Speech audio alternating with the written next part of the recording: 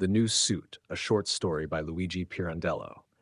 The suit that poor Crispucci had been wearing for time immemorial, no one could consider it any more as something superimposed on his body, something that could be changed. In everyone's eyes, he was now in that suit of his, like an old stray dog in its faded and torn fur. For this reason, Mr. Lawyer Baccanera, his employer, had never thought of being able to give him one of his many discarded suits still in good condition. As it was, it suited him perfectly, a clerk and errand boy for 120 lire a month. That day, Mr. Lawyer Baccanera was giving him an endless and affectionate speech. Usually, all it took was for him to say with a certain twinkle in his eye, "Crispucci." Eh? And Crispucci understood everything. At that moment, however, in front of the desk, all folded and slippery like an S, his two long, dangling arms like those of an ape, it seemed that he understood nothing anymore. He opened his mouth from time to time, but not to speak. It was a contraction of the cheeks, or rather, like a ripple across his entire yellowish face, which, baring his teeth, could seem like a grimace, both mocking and spasmodic. But perhaps it was only a sign of attention. So, dear Crispucci, all things considered, I advise you to leave. It will be a serious nuisance for me. But leave. I'll have patience for about 15 days. Well, at least 15 days will be needed for all the paperwork to be done and the formalities, and also because I imagine you'll sell everything.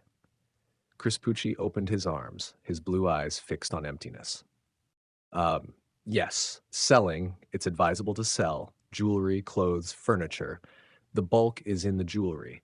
Just from the inventory description, you'll likely get between 150 to 200,000 lire, perhaps more. There's also a pearl necklace. As for the clothes, you understand, your daughter certainly won't be able to wear them. Who knows what kind of clothes they'll be? But you won't get much from them, don't have illusions. Clothes sell at a loss, even if they're very expensive. Perhaps from the furs, it seems there's a collection. If handled properly, you might get something. Oh, mind you, for the jewelry, it would be good to ascertain from which merchants they were purchased. Perhaps you'll see from the cases. I warn you that diamonds have greatly increased in price, and here in the list quite a few are marked. Here, a brooch, another brooch, ring, a bracelet, another ring, yet another ring, a brooch, bracelet. Quite a few, as you see. At this point, Crispucci raised a hand, a sign that he wanted to speak.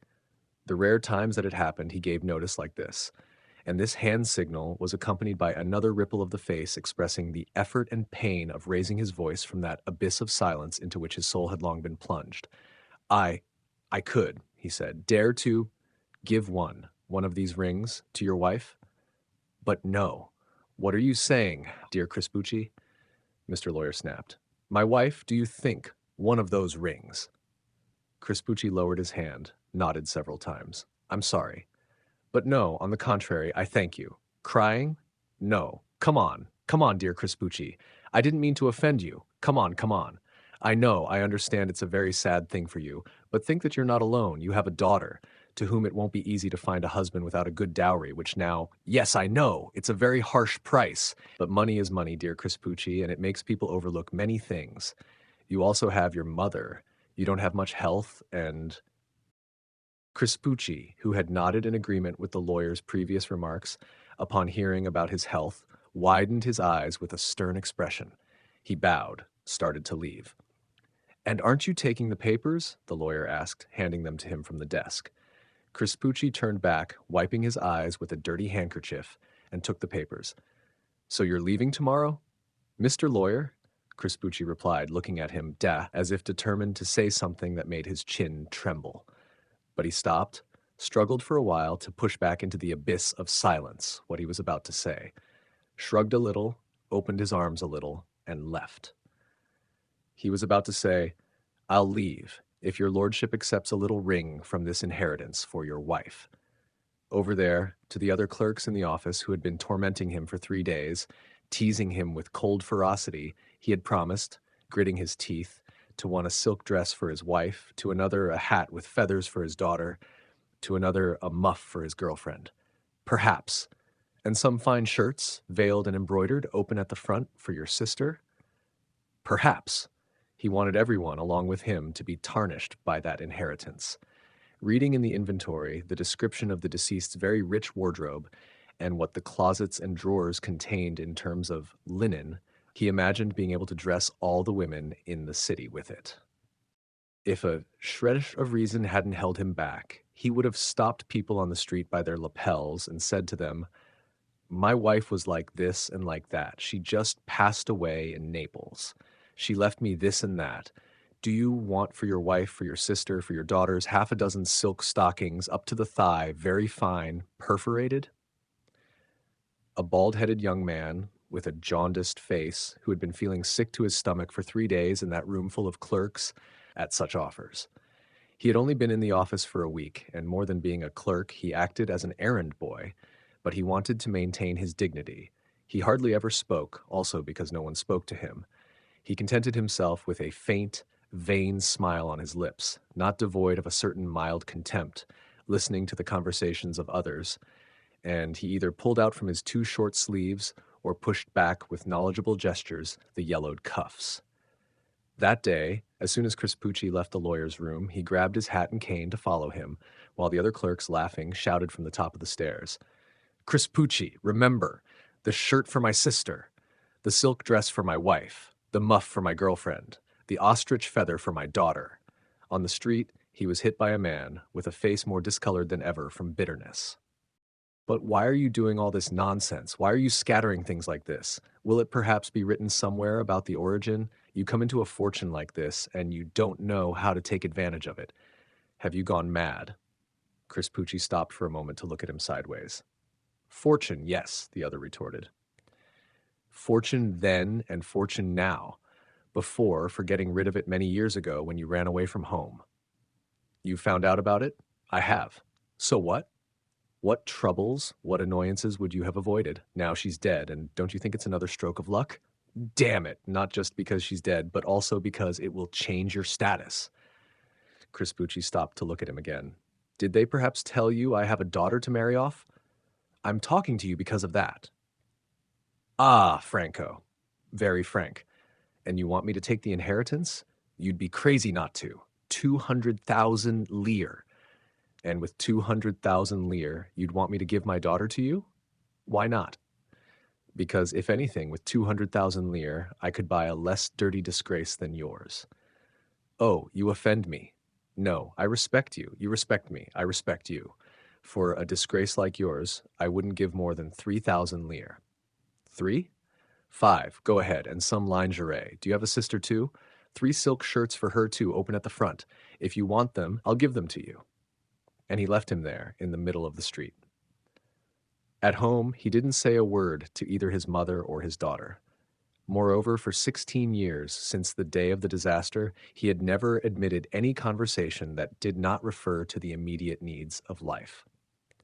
If either of them even hinted at any consideration unrelated to these needs, he would turn to look at them with such eyes that their voice would immediately die on their lips. The next day he left for Naples, leaving them not only in the most anguished uncertainty about that inheritance, but also in great consternation, if, God forbid, he were to commit some major folly. The women in the neighborhood fueled this consternation, reporting and commenting on all the oddities Crispucci had committed in those 3 days. Some, with rosy and fresh naivety alluding to the deceased, would ask, "But how come she was so rich?" And another, "I heard her name was Margarita. Meanwhile, they say the lingerie is marked R and B." "And B?" "No, R and C," another corrected. "Rosa Claron, I heard." "Oh, look, Claron? Did she sing?" "It seems not." "But yes, she did sing. Not recently, though. But she used to sing." "Rosa Claron, yes. I think so." The daughter, listening to these conversations, looked at the old grandmother with a feverish gleam in her sunken eyes and a dim flame on her thin cheeks. The old grandmother, with her large, yellow, sebaceous face, almost split by deep, rigid, and precise wrinkles, adjusted her large glasses over her nose, which, after cataract surgery, made her eyes monstrously large, and made her eyes seem vain, between her sparse, insect-like, antennae-like lashes, and responded with muffled grunts to all the naive comments from the neighbors, many of whom passionately argued that, after all, poor Mr. Crispucci shouldn't be considered mad, perhaps not even blamed, if he didn't want any of those clothes, none of that linen, to touch the immaculate flesh of his daughter.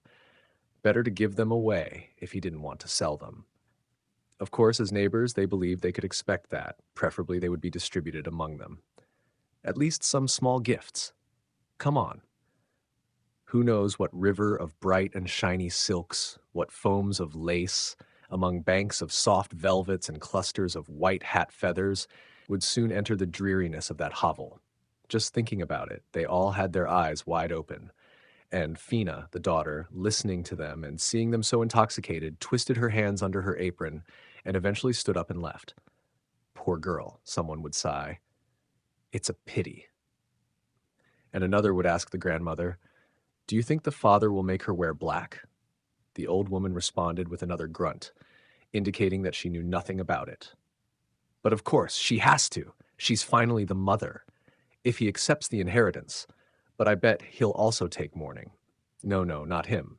If he accepts the inheritance. The old woman fidgeted in her chair, just as Fina fidgeted on the bed over there, because this was the anxious doubt that he would accept the inheritance. Both of them, in secret, at the first announcement of the death, had gone to Mr. Lawyer Baccanera, frightened by the fury with which she had received the news of that inheritance, and had begged him with folded hands to persuade him not to commit the threatened follies. What would become of that poor daughter who had never, ever had a moment of happiness since she was born? He weighed an inheritance of dishonor against an inheritance of pride, the pride of honest poverty. But why weigh the fortune that fell to the poor daughter with this scale? She had been brought into the world against her will, poor thing, and so far she had borne the mother's dishonor with so much bitterness. Was she now also to be sacrificed to the father's pride? The anguish of this doubt lasted an eternity, 18 days. Not a line of letter in those 18 days. Finally, one evening, the two women heard a frantic commotion up the steep and narrow staircase. It was the porters from the station bringing up, amidst baskets and trunks, 11 heavy parcels. At the foot of the stairs, Crispucci waited for the porters to go and deposit the load in his fourth-floor apartment. He paid them.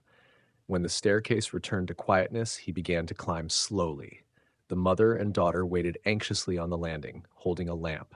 In the end, they saw him appear, head bowed, wearing a new greenish hat, stuffed into a new, furry, tobacco-colored suit, certainly bought all ready-made in Naples in some popular store. The trousers were too long, dragging beyond the heels of his new shoes. The jacket hung loosely from his neck. Neither of the two women dared to ask a question. That suit spoke for itself. Only the daughter, seeing him heading towards her room before he closed the door behind him, asked him, "Have you had dinner, Dad?" Crispucci, from the threshold, turned his face, and with a new smile and a new voice, he replied, "Wagon restaurant."